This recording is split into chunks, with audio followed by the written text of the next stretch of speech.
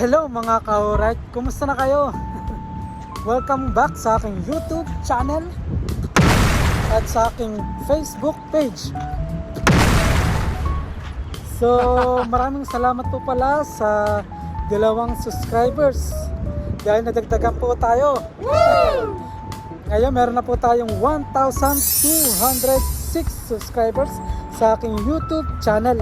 Wow! Maraming salamat po sa pag-subscribe niyo po at sa panonood po ng aking vlog at sa mga video ko sa Facebook. Maraming salamat po. Ngayon parang uulan. Ayan o, medyo madilim ang kalangitan na parang uulan. Ayan. So nandito po pala ako ngayon sa Sharjah, dito sa UAE. Ayan, galing nga po pala ako dito sa Carrefour. Nasaan na yun? Dito sa Carrefour. So nagbayad lang po ako ng mga bill sa aking internet. Nagbayad po ako. And po, nagbayad po ako dahil po kailangan po natin bayaran bago tayo umalis sa UAE. Dito sa bansang ito kailangan ma-settle natin ang ating mga bill dito sa UAE. Diba mga ka-alright?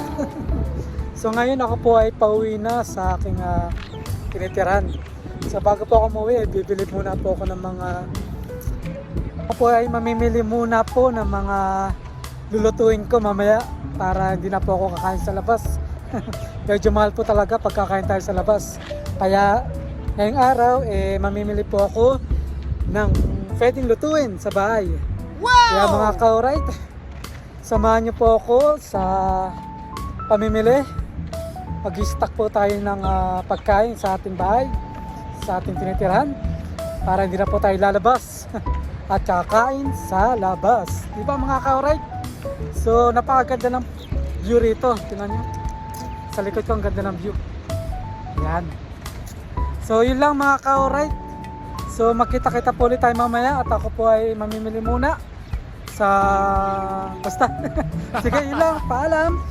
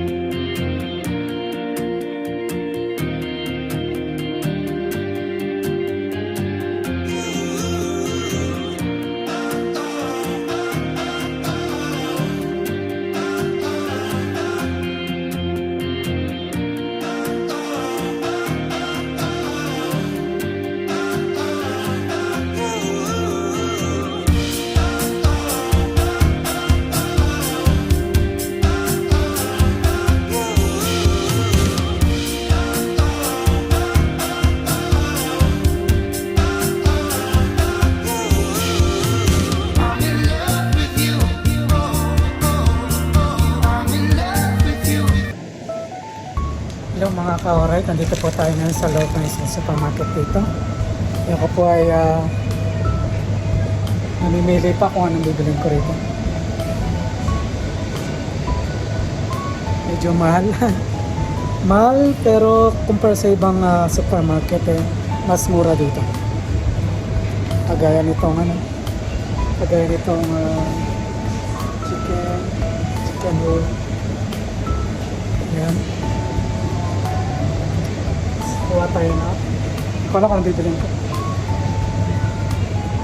Sige, mamaya na lang mga ka-alright ako yan. Tatak. Okay, mamimili muna. Ano? Yan mga ka-alright, di na nga pala ako namili. Di na ako bumili kasi di na fresh. Di siya fresh. Bibili sana ako ng manok, kaso may expired na bukas. What? At di na siya fresh, hindi na magandang itsura. At mga gulay nila medyo mabubulok na. Mura sila pero di naman sa naninira ako. Pero talagang pangit nung ano nila. Pangit nung products nila, talagang parang patapon na. What? Compare sa Spinach sa pinagtatrabahan kong supermarket.